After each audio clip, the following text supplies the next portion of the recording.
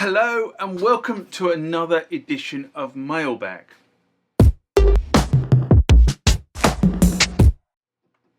What is Mailbag? Well, Mailbag is a feature of the channel where you guys leave lots of comments on the channel and I attempt to answer those comments, or if I can't answer those comments, I throw it out to you guys who have more knowledge on some of this stuff than I do. So let's get into the first mailbag of this session. Remember, like, comment, subscribe to the channel. Go over to Instagram and follow me there. Go over to Facebook, follow me there. That's where the normal notices are. And consider becoming a Patreon.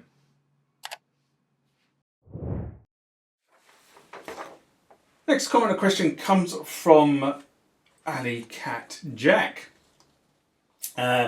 In response to the Korg T1 button project, part 1, which is a video I filmed way back in February 2024, and I haven't really done an awful lot with it since, because the house has been such a mess. But Copycat Jack writes, awesome project. I'm about to dive into the buttons on my T1 myself. I just found a T1 at a thrift store for $50. Woohoo! Good find. Good find. They were letting it go cheap because they found that when it powered on, no display would show up, and of course it did not make any sound when anyone pressed keys. I plugged it in, reached around the back, wiggled the contrast pot for the display, and sure enough, if I held it just right, the display would work. It also said battery dead. Took it home, put a temporary pot for the display, swapped the battery, the factory settings disc worked just fine, loaded up all the presets. I'm at the point now where I'm reviving the buttons. Most, I imagine, need cleaning. The power supply is making a slight whining noise, so I'll recap that and make sure all the regulators are still working fine. Well, you know, it's just somebody else bringing a T1 back to life, which I'm fully in support of. Thanks for the comment on the channel and the project. But as I said, I haven't really moved this project forward.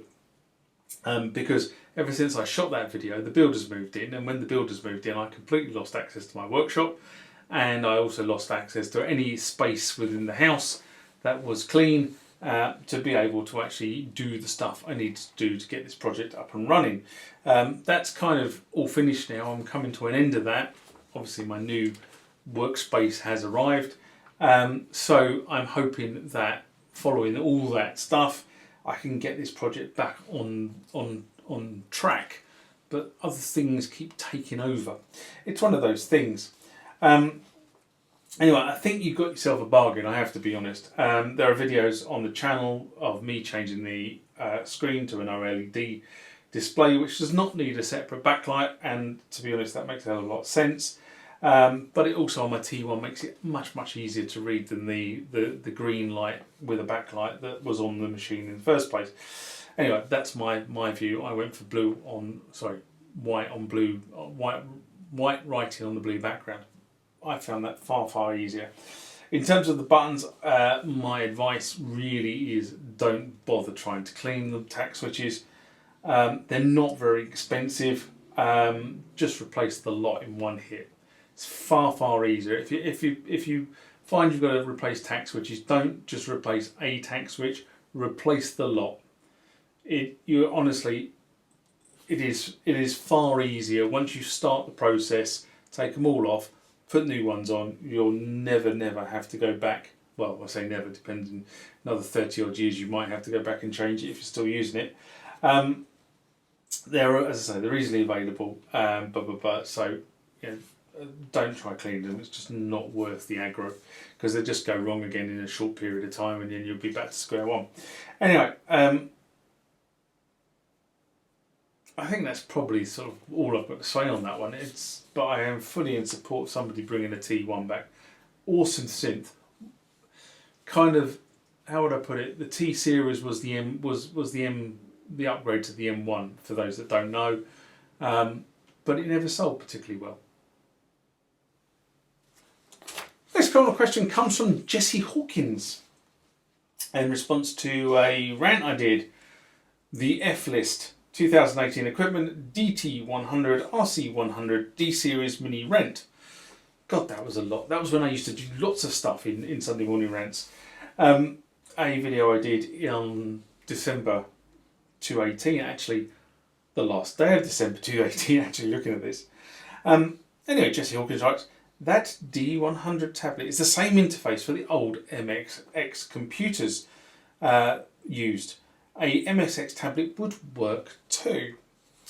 And, I hadn't really looked at it, to be brutally honest, but when I did look at it, I agree that it definitely looked like the same interface. And I'm going to use a similar word, similar interface, to the old MSX computer. The reason I use the similar interface is because you never quite understand how manufacturers wire peripherals. Even though the interface may look the same, it doesn't necessarily mean it's wired the same way. However, I will go on faith at this point that the interface could be used, be used with the MSX computer. The reason I'm saying that I haven't studied the wiring diagram of the RT100, the Roland S50 sampler, and the MSX to understand if all the connectors are wired the right way. I've always have to remember the event through the interface, looking at some different manufacturers, and even equipped models from the same manufacturer can be wired differently. Da-dum. The 80s, when these instruments produced, were the era when interface standards started to appear, e.g. MIDI became the de facto musical instrument interface by the end of the decade. But at the start of the century, it was kind of a bit of a free-for-all. Roland had a standard they were introduced, so if you go and look at the original Juno 60, there was an interface standard for that. I believe Yamaha had a similar interface standard for their keyboards, but you couldn't talk a Roland keyboard to a Yamaha keyboard at that point in time. It's not like you do now, where you just plug the USB cable in and time sync the lot up and away you go. Didn't happen like that back in those days. But that's where MIDI was born from.